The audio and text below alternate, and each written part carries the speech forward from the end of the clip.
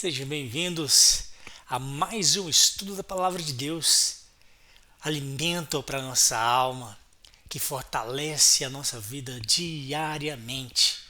Estamos lendo o livro de Atos, estudando, conhecendo o que tem por trás das escrituras que Lucas escreveu, aquele médico que andava com Paulo.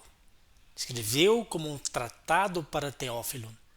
Um livro incrível que retrata a importância do Espírito Santo na vida da igreja, na vida do cristão, e não tem como você trabalhar para o Jesus, o reino de Deus, sem estar cheio do Espírito Santo. No capítulo 3 do livro de Atos, Pedro e João fazem um milagre incrível, a cura de um coxo lá no templo. Isso gerou a prisão deles. E Pedro, diante daqueles líderes religiosos, Caifás e da linhagem do sacerdote, no capítulo 4, mostra que Pedro pregou com ousadia porque estava cheio do Espírito Santo. Ameaçaram para que eles não falassem de Jesus, mas não teve jeito. Isto foi para incentivar a igreja a pregar, a espalhar a mensagem para todo o mundo. Foi através desse milagre, registrado no capítulo 3 do livro de Atos, que a igreja teve mais um motivo para trabalhar. Que até então eles estavam tranquilos, normais, nas suas rotinas religiosas, mas quando Pedro fez esse milagre, houve uma perseguição severa que resultou em grandes partes do livro de Atos. Então, para a gente começar, nós vamos ler o livro de Atos, capítulo 4, versículo 32 adiante. Vamos ver? Capítulo 4, versículo 32. Da multidão dos que creram era um o coração e a alma. Ninguém considerava exclusivamente sua nenhuma das coisas que possuía. Tudo, porém, lhes era comum. Com grande poder, os apóstolos davam testemunho da ressurreição do Senhor Jesus, e em todos eles havia uma abundante graça, pois nenhum necessitado havia entre eles, porquanto os que possuíam terras ou casas, vendendo-as, traziam os valores correspondentes, e depois depositava aos pés dos apóstolos. Então se distribuía a qualquer um à medida que alguém tinha necessidade. José, a quem os apóstolos deram o nome de Barnabé, que quer dizer filho da exortação, levita natural de Chipre, como tivesse um campo, vendendo-o, trouxe o preço e o depositou aos pés dos apóstolos. Em Atos capítulo 4, do 32 ao 37, nos lembra de Atos capítulo 2, 42 a 47. Essas duas passagens enfatizam a unidade dos crentes. Todos os crentes foram cheios do Espírito Santo, conforme registrado aí em Atos 4, 31. O Espírito Santo ajudou a uni-los de pelo menos 6 maneiras. Primeiro, eles estavam dispostos a deixar de lado pequenas diferenças. Eles concordaram nas grandes coisas, as que realmente importavam. Às vezes, os crentes ficavam divididos por pequenas coisas. Uma igreja dividida sobre a cor da tinta nas paredes, 2 diáconos brigando por causa do nome da igreja, 2 irmãs discutindo sobre as músicas. Os apóstolos discutiam sobre as melhores posições. Paulo e Barnabé se separaram, levando João Marcos consigo. Os crentes são todos diferentes. Eles raramente concordam em todas as pequenas coisas, mas ao sermos cheios do Espírito Santo, podemos concordar nas grandes coisas. Em segundo lugar, eles relacionaram o financeiro ao espiritual. Jesus disse: o tesouro e o coração de uma pessoa caminham juntos, conforme o livro de Mateus, capítulo 6, versículo 21. Tal é espiritual. Não se pode dizer pelo qual alto ela bate palmas. Você não pode saber por quão alto ele ou ela pula. Você não pode ter certeza por quão bem ela canta, mas você pode saber muito pela forma como ela gasta o seu dinheiro. Uma pessoa espiritual paga o dízimo e uma pessoa espiritual dá ofertas para ajudar os necessitados. Quando os crentes foram cheios do Espírito Santo, eles compartilharam. Às vezes, temos apenas um pouco do Espírito e muito do eu. Nesses tempos, somos mesquinhos, esquecemos que quem come sozinho, morre sozinho. Pessoas mesquinhas não querem compartilhar Jesus ou riquezas. Quando estamos cheios de nós mesmos, não temos vontade de compartilhar. Nós nos concentramos em nossas próprias necessidades, mas aqueles cheios do Espírito são generosos. Sua presença nos faz compartilhar com outras pessoas. Quanto menos do Espírito de Deus uma pessoa tem, mais mesquinha ela é. Quanto mais do Espírito de Deus uma pessoa tem, mais generosa ela é. Uma das razões pelas quais os primeiros crentes se uniram foi que eles eram generosos. Terceiro, os crentes compartilhavam por vontade própria. Ninguém foi forçado a compartilhar. Em seitas, os membros geralmente são obrigados a vender seus bens. No comunismo, o governo possui tudo e o povo não possui nada. No socialismo, existe apenas um nível. Ninguém tem mais ou menos do que os outros. Mas a igreja primitiva não era como a seita, comunismo ou socialismo. Eles não eram forçados a dar. A terra de Ananias pertencia a ele. Depois ele a vendeu. O dinheiro pertencia a ele. Ele era livre para dar tudo, uma parte ou nada. Alguns tinham mais do que outros. Alguns ficavam com mais do que outros. Alguns crentes espirituais tinham casas para reuniões de oração e comunhão. Crentes vendiam suas coisas em momentos diferentes. Lucas nos conta que eles vendiam de tempos em tempos. O mundo nota que somos diferentes quando compartilhamos. O mundo diz: pegue tudo o que puder e fique com tudo que for possível. Mas o Espírito de Deus torna os crentes diferentes daqueles do mundo. O mundo sabe que somos seus discípulos por causa do nosso amor um pelos outros, pois somos mais semelhantes a Deus quando damos. Compartilhar é um sermão que toca os incrédulos. Os cidadãos de um país se uniram em uma guerra pela independência. Eles tinham um inimigo em comum com quem lutar. Um propósito os uniu.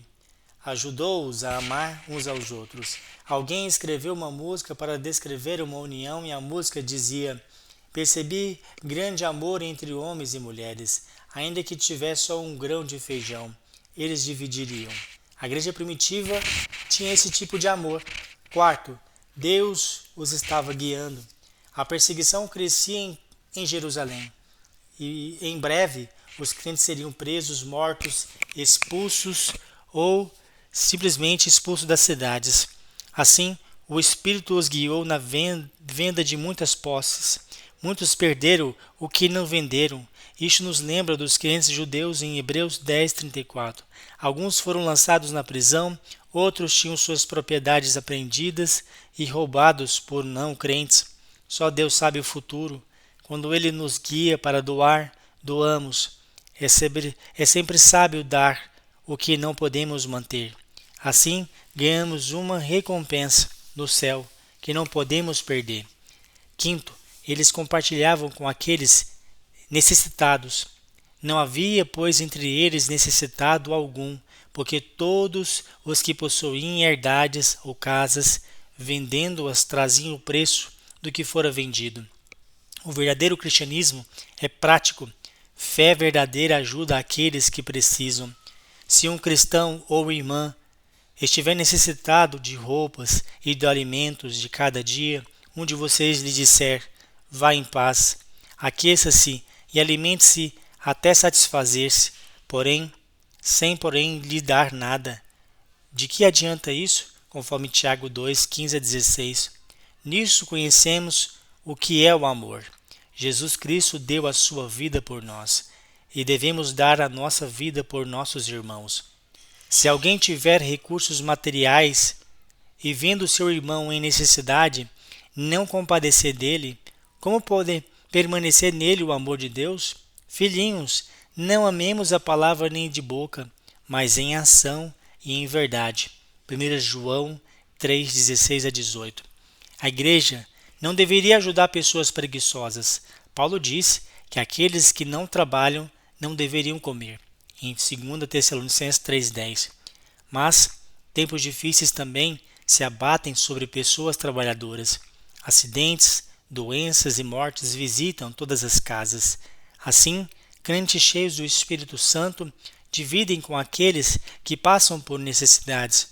Hoje, você pode ser quem dá, amanhã o que recebe. Aquele que sofre merece nossa ajuda.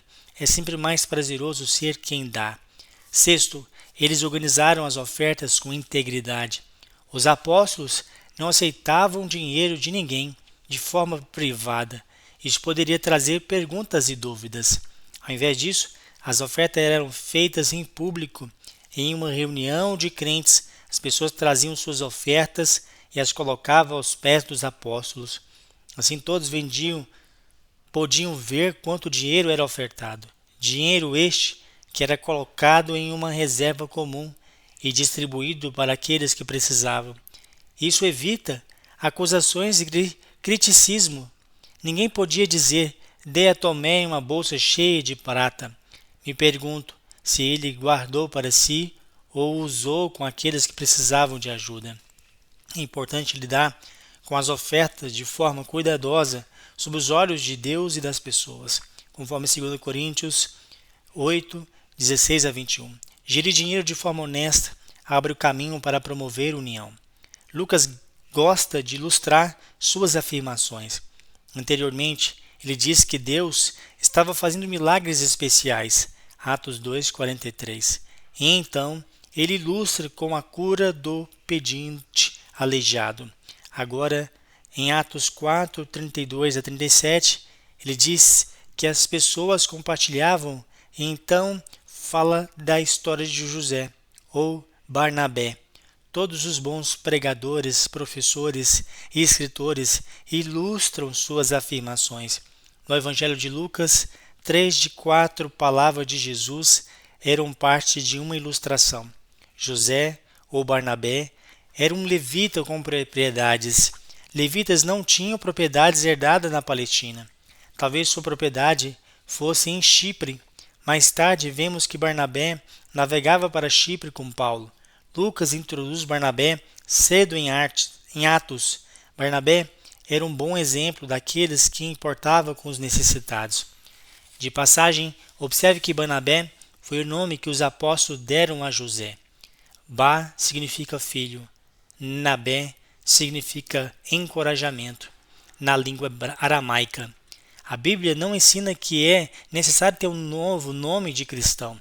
Existem apenas algumas pessoas como Abraão, Sara, Pedro, Barnabé que receberam novos nomes. Mas a Bíblia ensina que novos nomes estão relacionados a personagens ou ações. Porque os apóstolos chamavam José de Barnabé, eles deram a ele um nome baseado em suas ações.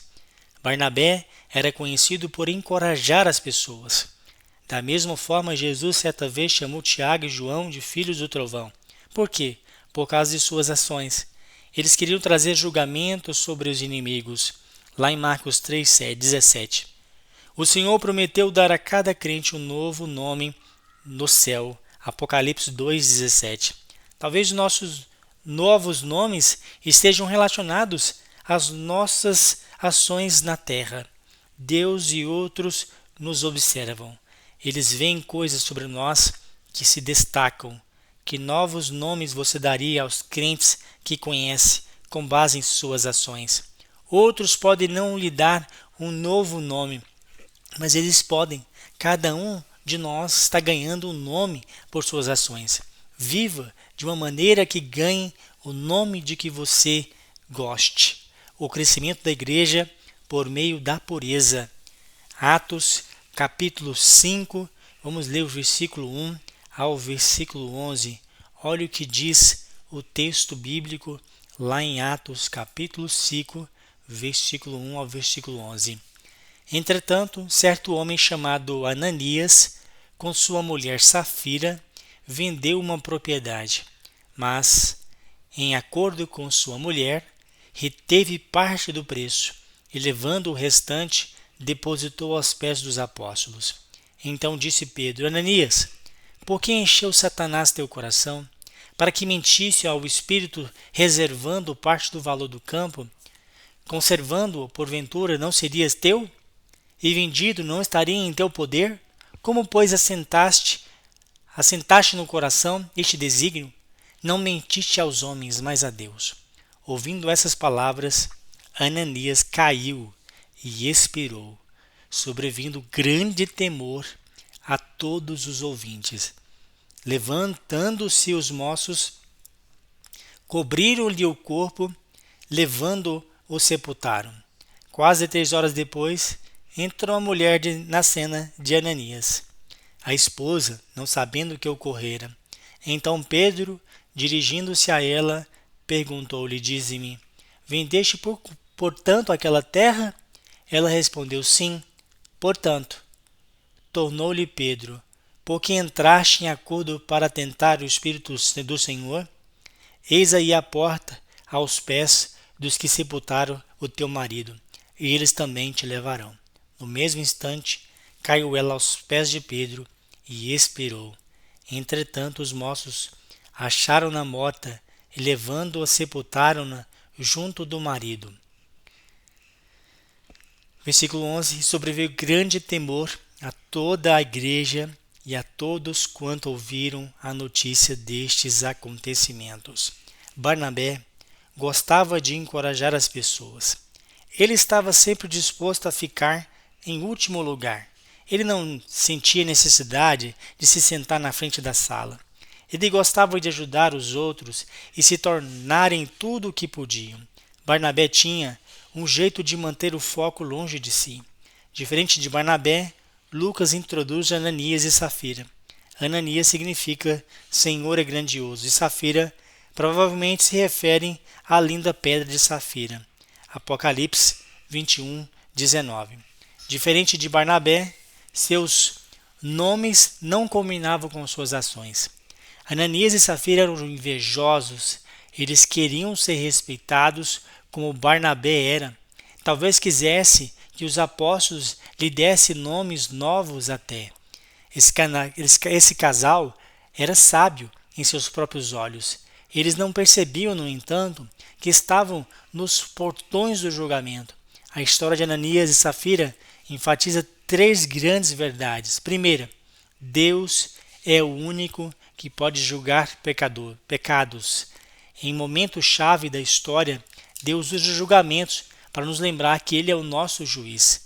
Ele julgou Nadab e Abiú logo após a finalização da nova tenda de adoração, em Levítico 10, do 1 a 2.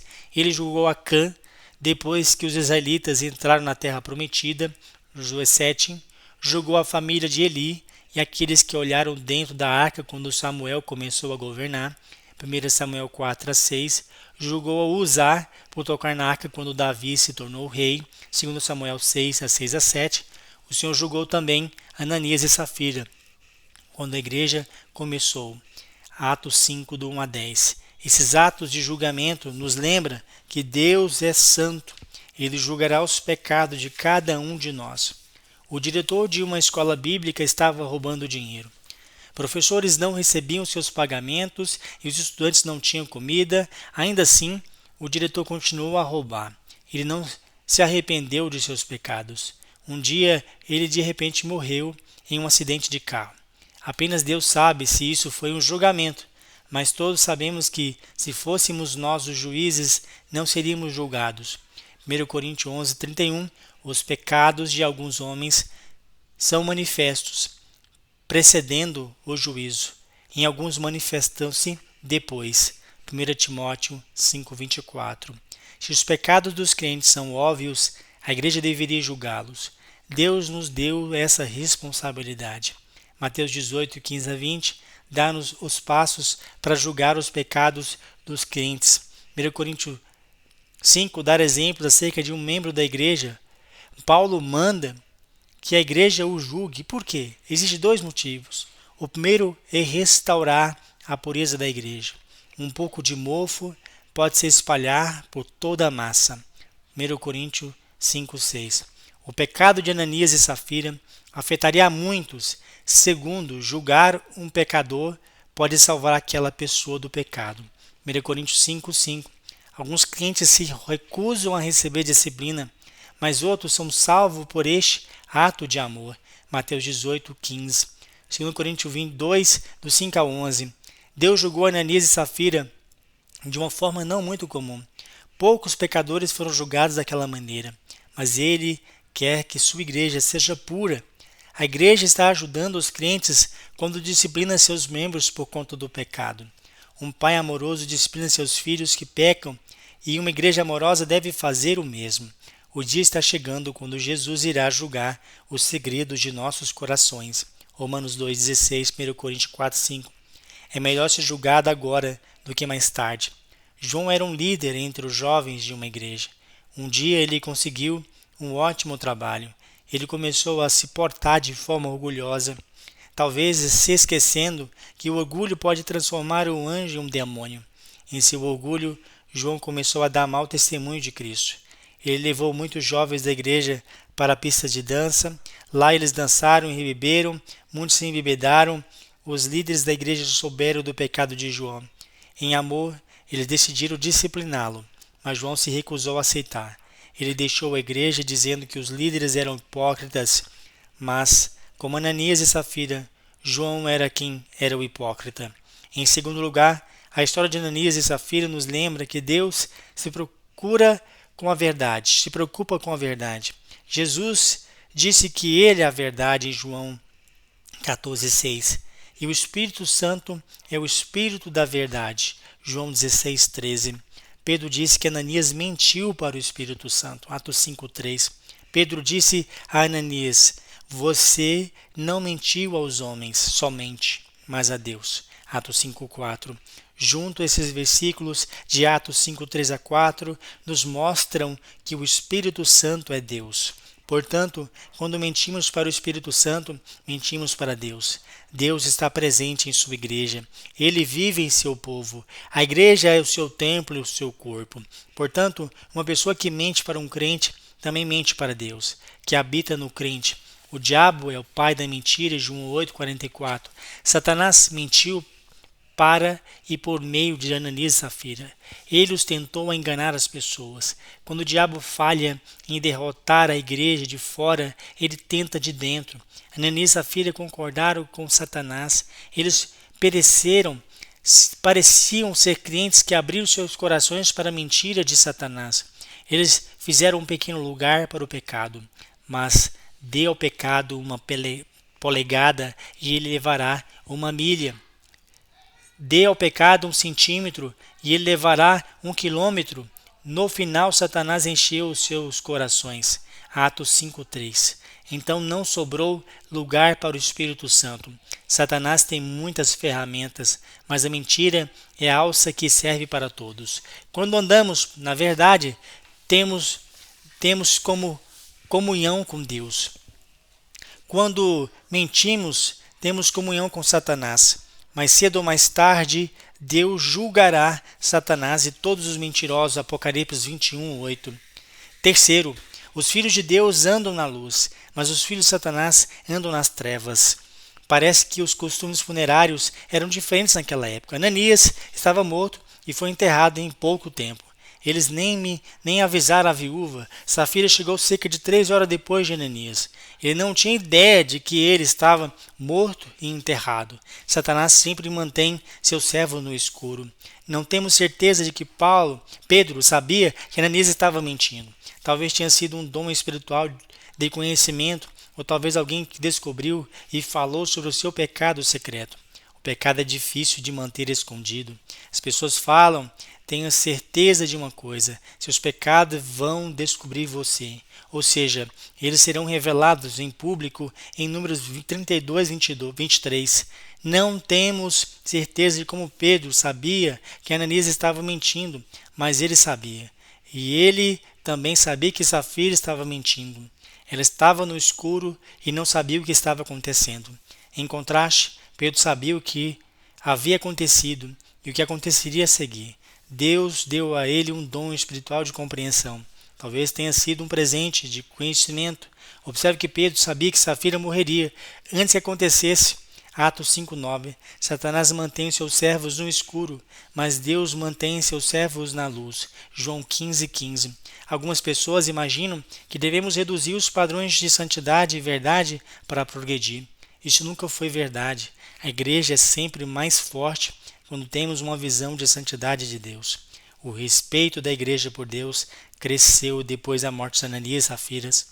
Grande temor apoderou-se de toda a igreja e todos os que ouviram sobre esses eventos, Atos 5:11. Além disso, a igreja não se tornou menor por causa da pureza e da verdade. Ele cresceu. No entanto, cada vez mais homens e mulheres cresceram no Senhor e foram acrescentados ao seu número, Atos 5:14. Então temos aí essa história maravilhosa que nos deixa alerta sobre nosso coração. O Espírito Santo é Deus, ele está atento se estamos sendo verdadeiros, que a gente possa ter nossos nomes mudados conforme as nossas atitudes. Um grande abraço.